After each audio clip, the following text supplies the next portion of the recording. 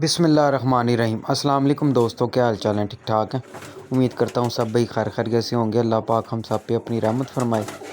दोस्तों, आप मेरा यूट्यूब चैनल देख रहे हैं। आपका दोस्त आपका भाई सलमान जाहिद एक नई वीडियो के साथ आपकी खिदमत में हाजिर है। लें दोस्तों, ये ना सारे परिंदे मेरे घर के परिंदे हैं। ये ना गुजरांवाला में पड़े हैं। ठीक है, जिस भाई को चाहिए हो वो रब्ता कर ले। ठीक है, इनमें तकरीबन 17 पीस बड़े हैं, बाकी बच्चे हैं। ठीक है, 10 मादी हैं, 7 नर हैं। बाकी जो था ना टोटल ये ना 25 पीस हैं बच्चे डाल के।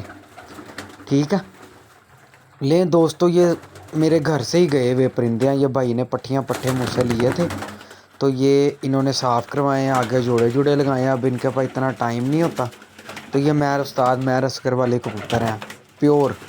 इंशाल्लाह रिज़ल्ट भी वीआईपी है इनका।